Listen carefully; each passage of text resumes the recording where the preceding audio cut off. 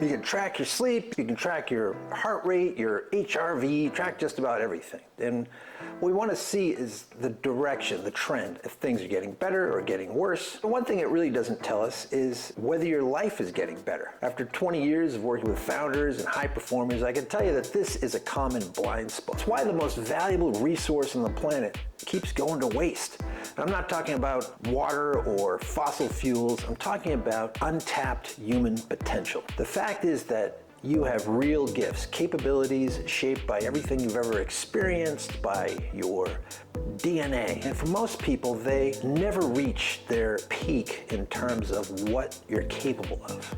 And it's something you can feel, you can sense, that unease late at night or right after you hit some goal that was supposed to feel like something.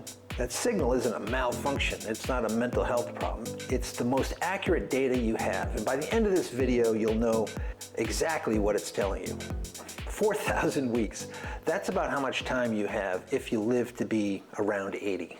If you're 40, you're already halfway through. Time is our most valuable asset. I spent nearly 2 decades researching neuroscience and human behavior, and everything I learned comes down to 3 things that I'm going to walk you through today.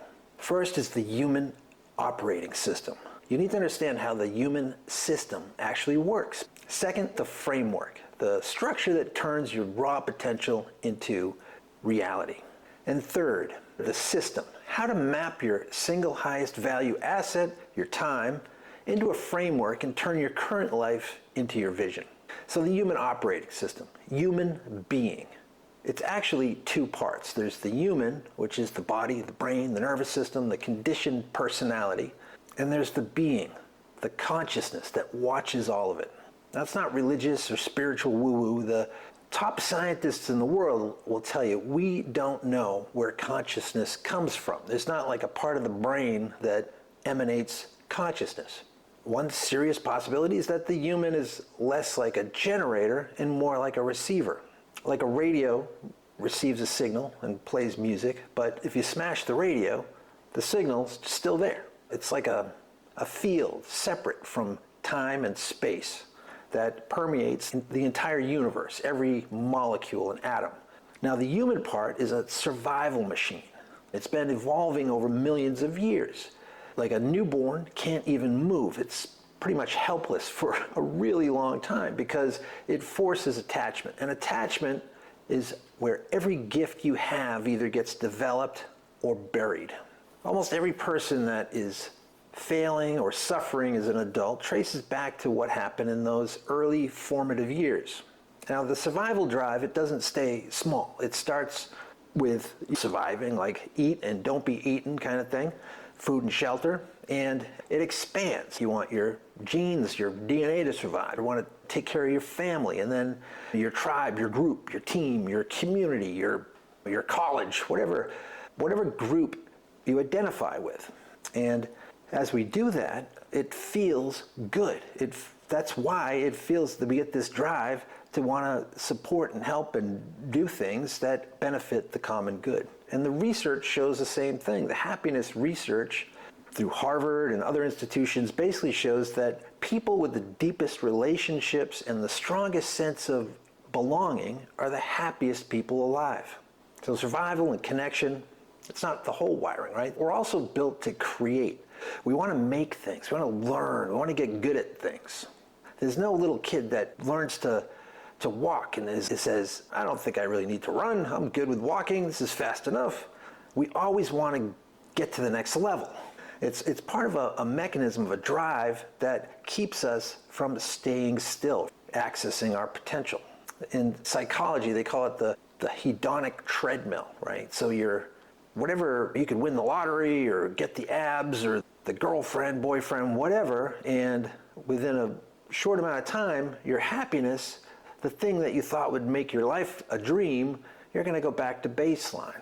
They also call it the law of diminishing returns, right? If you had this beautiful meal that blew your mind, you'd be like, I can't wait to have that again, right? But if you had it 3 times a day, it wouldn't take long before the sight of it would make you sick. There's actually a region of the brain called the anterior mid-cingulate cortex, and it fires up when we do hard things we don't want to do. And it physically grows when you keep doing that, when you keep challenging yourself. And they find that this region is particularly strong in the blue zones and people with really healthy longevity signals. The truth is that your nervous system treats stagnation or maintenance as a threat. If you're coasting along and you have capacity that you're not using, if you're not growing, you're going to feel bad. You're going to feel like something is off. The system is working exactly as it's designed. It doesn't want you to survive as an individual. It thinks of you as part of the species. It wants you to survive in full capacity. Now here's where it gets interesting. The being is the part that can see all of this happening. It knows exactly what you're capable of. Enlightenment, it sounds like a mystical thing, but what it really is realizing that you're the witness of all these thoughts and feelings, not the thoughts and feelings themselves. The more you can develop that meta-consciousness, the ability to understand and interpret your thoughts and feelings, or they call it interoception, like when you can, I can realize that my heart rate is increased or my breathing is changed. You can start to use that and operate it instead of being run by it. So which brings me to the big question that people have been asking for millennia. What's my purpose? What is my purpose in life? All right, I'm going to tell you right now. You ready? Your purpose is to live your best life. That's it. But it doesn't mean you can just have a blast and do whatever you want. Your best life has requirements in order for you to feel most satisfied, to reach that best level. Even the Buddha, after sitting under a tree for 9 days or whatever, and he became completely enlightened. First thing he did was he saw a bunch of businessmen and he wanted to go teach them. So connection, creation, impact, and continuous growth. These are our biological imperatives. And if you skip any of those, it's going to feel like you're in danger, like a threat. Now I'm going to talk about the framework, how you can structure your life around those needs and unlock your true potential. Picture a three-legged stool. There's the seat with the three pillars. The top part is your calling. This is your reason for living.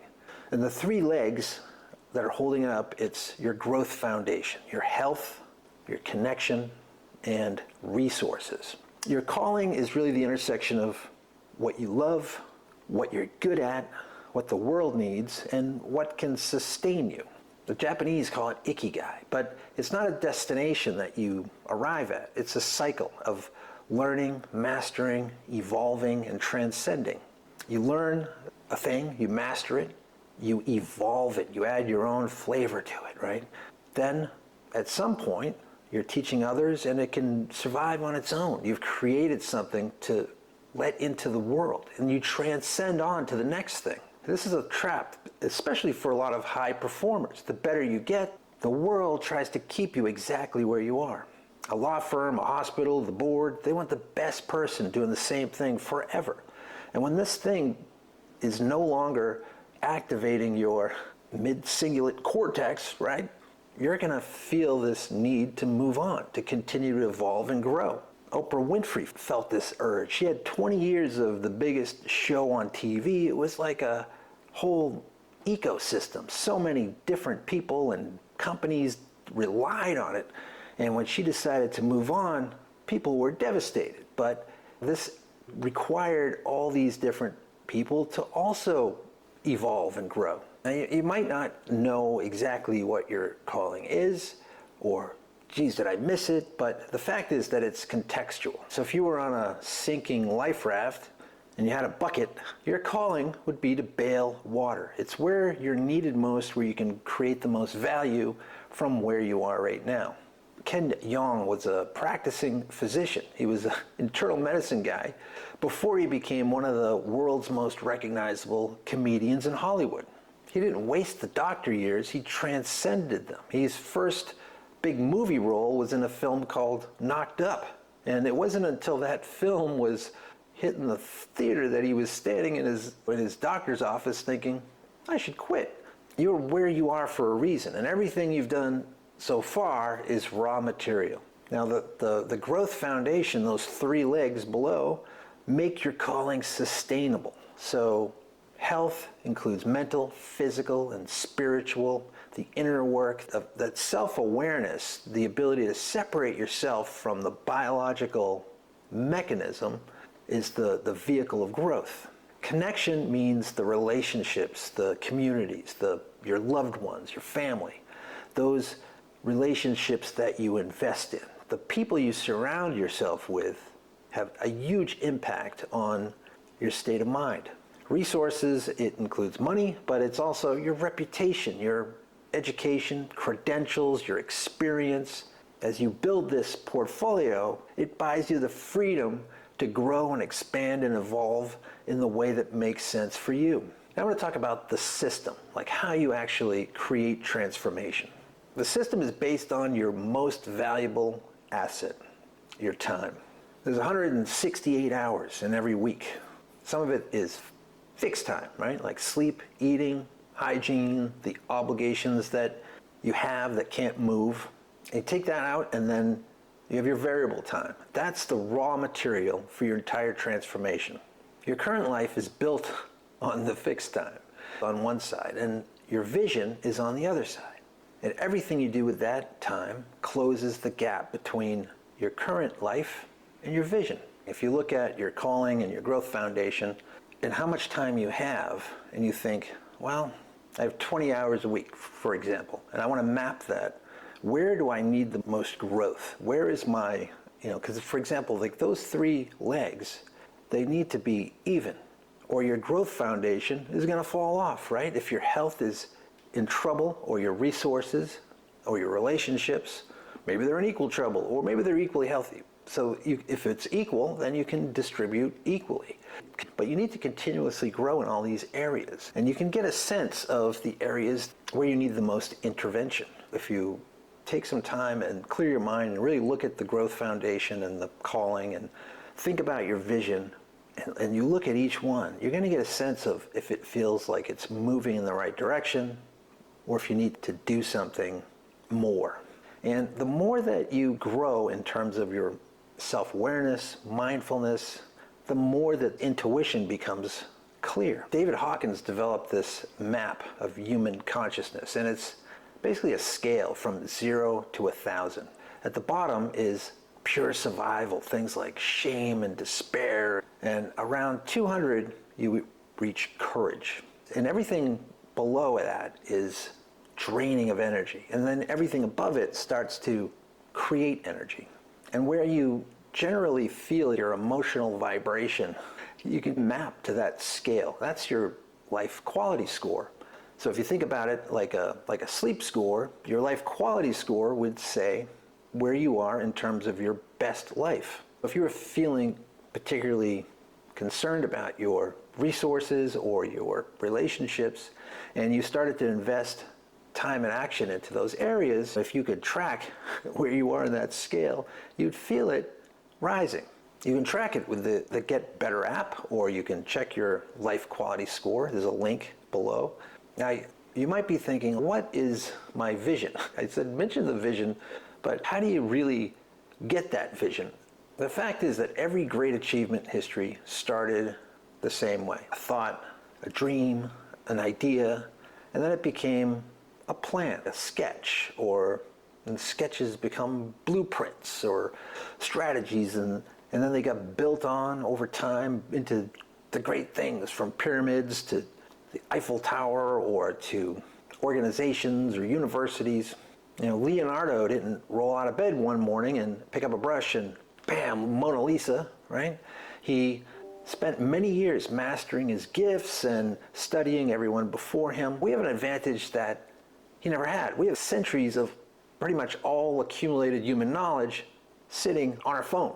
One search, with AI, they'll even help us find it. So to create the vision, your masterpiece, you need to start with a blueprint, right? The way we do this is you pick a date a few years out, a nice round number like 2030, very popular, or a big birthday coming up or something like that. And think about what your best life looks like in each of the areas, your calling and growth foundation. And we'll typically go through an exercise, use images, come up with a a short statement to describe that ideal life so you can really feel it. I came up with an acronym for mine, so it's easy to remember, and I write it into my journal every morning. So I'll write down the acronym and write out what each sentence is.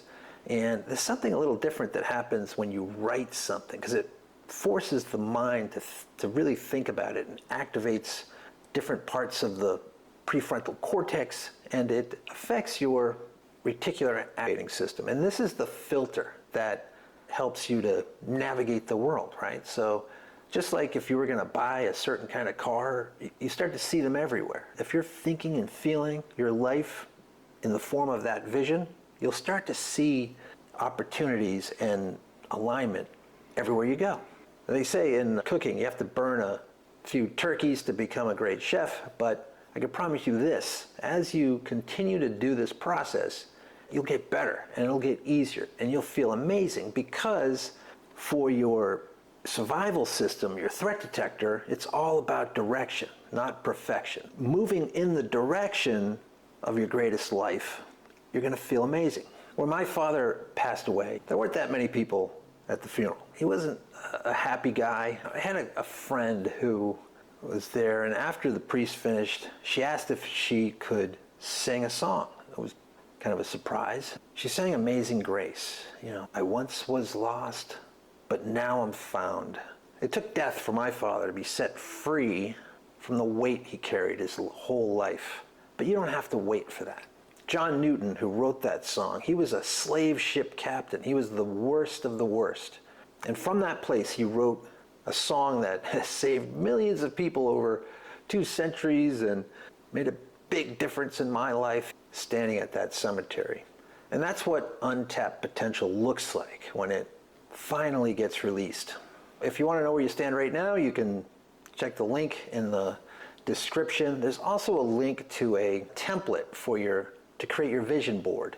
All of this is on the Get Better app. So a quick recap. There are your 2 things. You're the human, built for survival, and the being, guiding you to your true potential. Your purpose is to live your best life. To really do that, it's through connection, creation, impact, and growth. The framework, that's your calling with the 3 legs: health, connection, and resources. Your time is your greatest asset. That variable time, whether you use it for Netflix or transformation, that's up to you. I'd love to hear your thoughts in the comments, like, subscribe, but most of all, I hope to see you in the next video. And remember, you're a gift. Stay present.